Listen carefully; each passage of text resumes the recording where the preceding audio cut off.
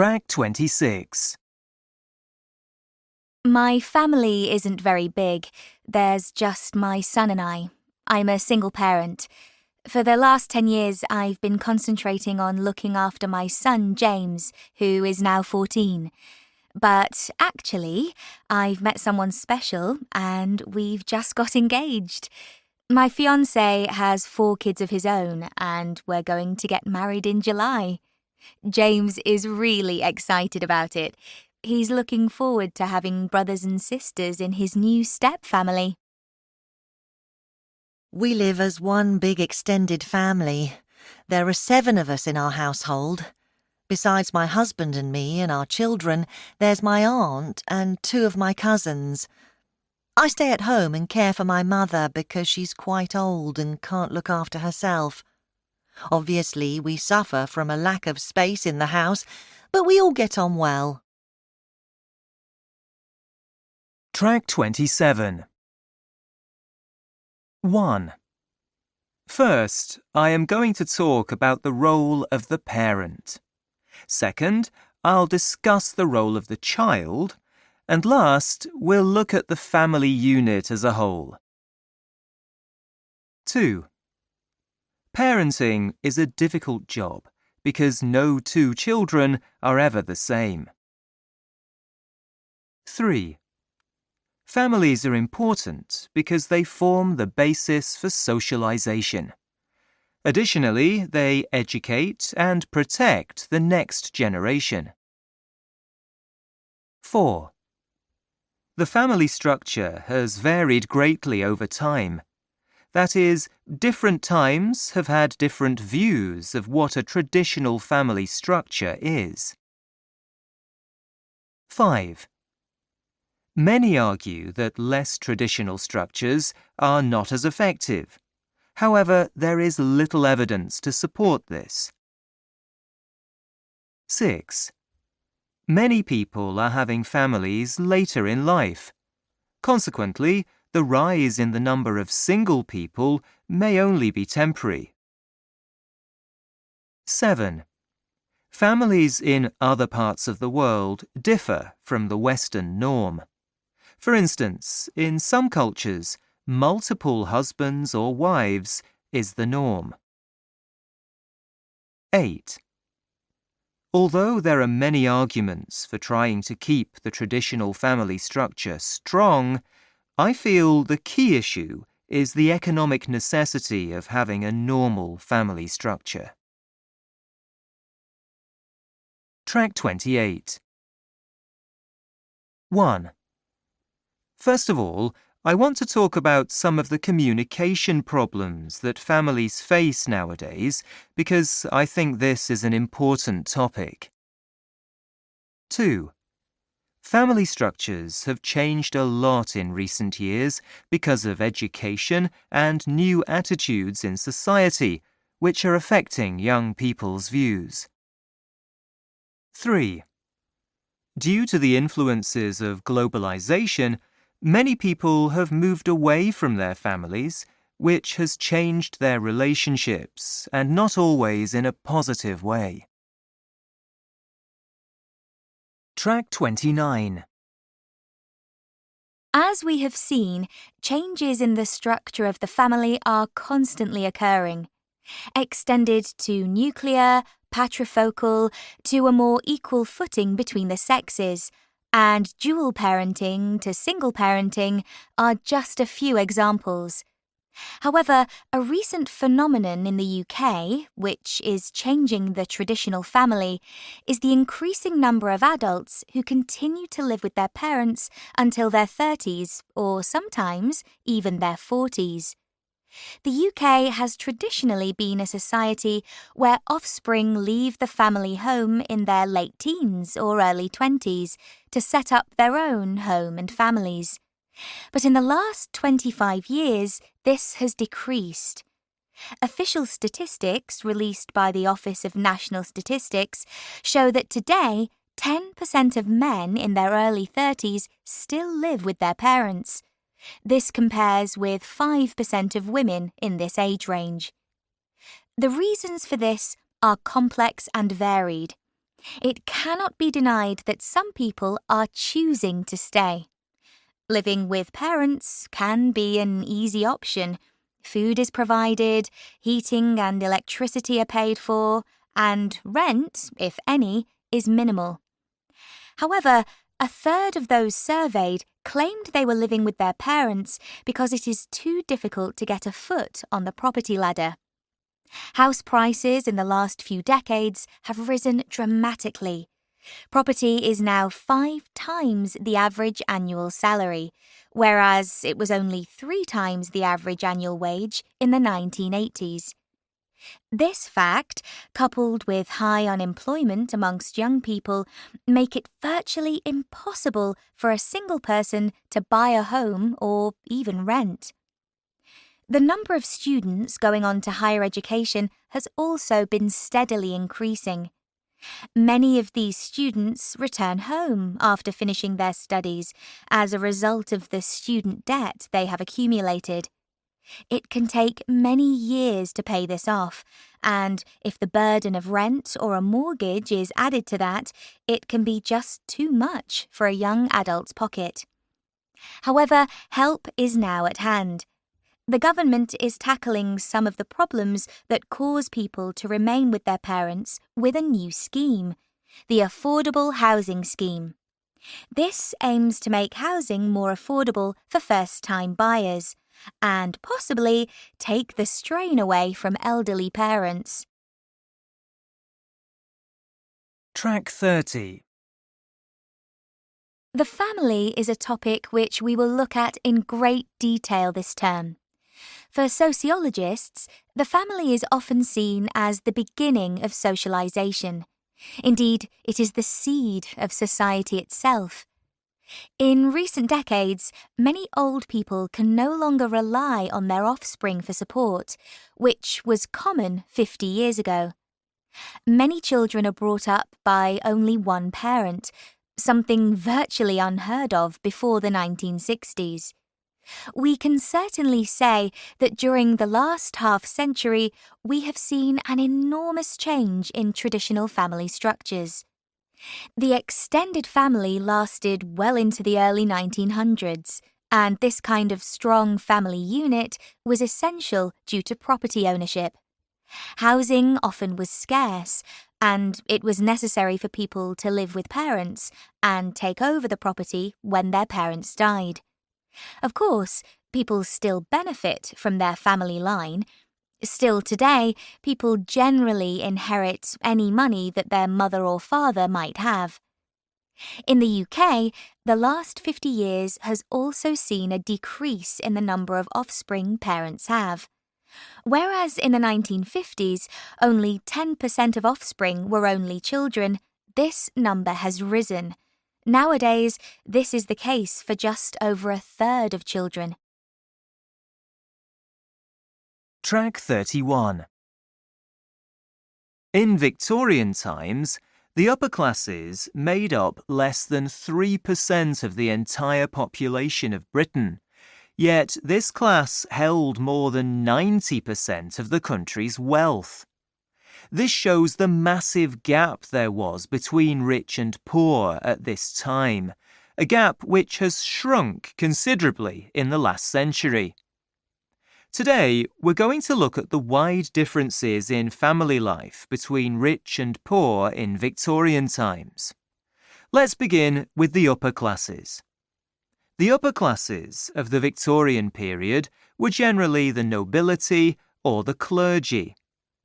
Most of their servants were very poorly paid, but were always accommodated within the homes of upper-class Victorian families, so they didn't have to pay for accommodation, food, and often clothing. The money which they did earn, they normally sent home to their families. Many Victorian servants came from the countryside, where the effects of the Industrial Revolution had resulted in job losses. Amongst these servants were cooks, housemaids, stable hands, and butlers. The family would also employ a nanny who, although employed by the family, was not traditionally seen as a servant. A nanny's primary role was to care for the children. She was responsible for teaching the children how to behave, looking after them when they were ill, and instilling discipline into them. Nannies did not, however, educate the children. Generally, children from wealthy families did not attend school outside the family home. Tutors would come to the house to do this, and although, on occasion, mothers taught their children to read, and fathers gave their children some instruction in Latin, this was not a common occurrence. Now, the Victorian upper classes have the reputation of being quite cruel, but this wasn't always the case. They were also quite charitable. Ragged schools were set up with funding from the upper classes so that poor children could have some form of education. Additionally, most Victorian parents were very proud of their children, who were often seen as prized possessions. This goes against the common idea that parents were very hard on their children. In fact, the opposite was generally the rule. However, the situation for lower-class families was very different.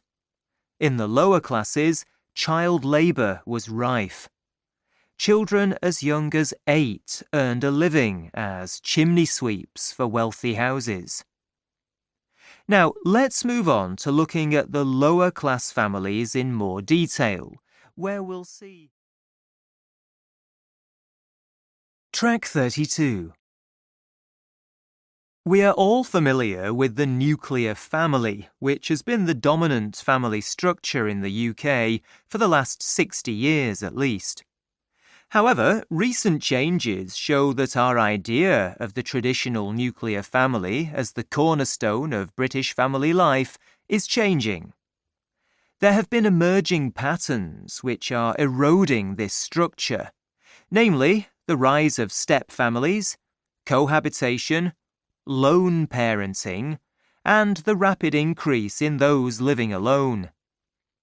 We're going to explore these areas in turn and look at their effect in terms of the family.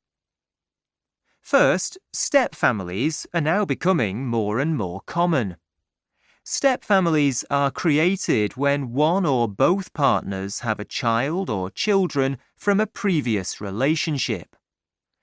In 1980, the percentage of children under 13 who were living with one parent and their new partner was just 4%.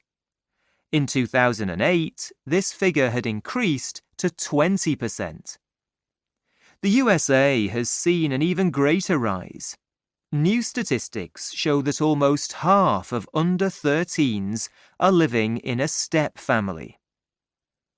Now, we can still call the step family structure a nuclear family as it does follow the structure of two parents and dependent children.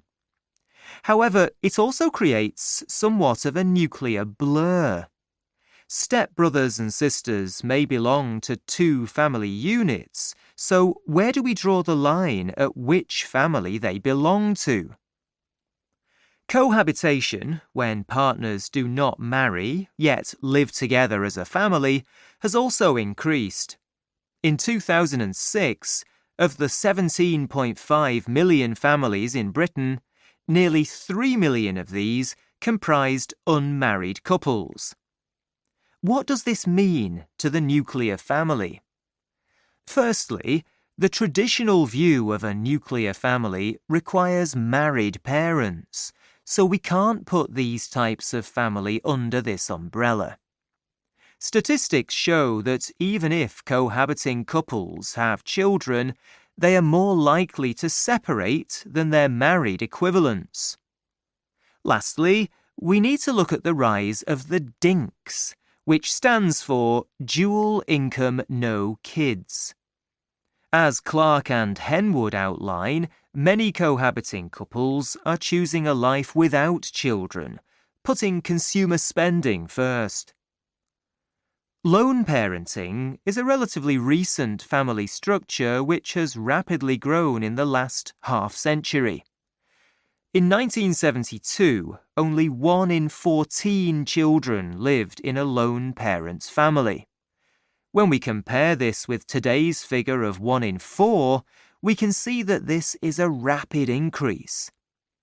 In the past, lone parenthood was overwhelmingly the result of a death of a parent. Nowadays, however, it is increasingly a choice. Some sociologists argue that this increase is due to the outlook of women. Where women once were willing to accept an unhappy or abusive marriage, now many will choose lone parenthood. Often, this can be just a transitory phase before they find a new partner. This view of women's attitudes and lone parenting is highly debated because some figures show that the largest group of lone parents are mothers who have never married. So I would advise further research. You can find counter-arguments for these ideas in Butler and Jones. One difficulty for single parents is that they are a social group who are much more likely to suffer from poverty and hardship. They are more likely to live in rented accommodation and have childcare issues. Last, an increasing number of people are choosing to live alone. The number of people living alone in Britain has more than doubled in the last 20 years. In 1990, just over 4 million people lived alone. Now, this figure has reached 8.5 million, an incredibly rapid growth, which has had enormous effects on the traditional nuclear family. This number represents a great chunk of the population, who either by choice or necessity are outside the traditional family unit. Some think that these changes may not help the community. In fact, there are many arguments that this rise in living outside a family unit will create a more isolationist and less community-based society, where close bonds, which are usually formed within the family, have no place. Leaving aside whether or not the housing even exists for this boom, an important factor which must be looked at is the disproportionate expense for those living on their own. By this, I mean the burden of all costs is shouldered by one wage instead of two, and of course one person is using the energy which could be shared between a group, having a great impact on the environment too. However, on a more positive note, people, especially women, are able to feel more independent and liberated than ever before. It's important to remember, though, that living alone may not always be a permanent state. Many women are delaying having children, choosing to spend some years on their own beforehand. This particular demographic may eventually join a nuclear family structure.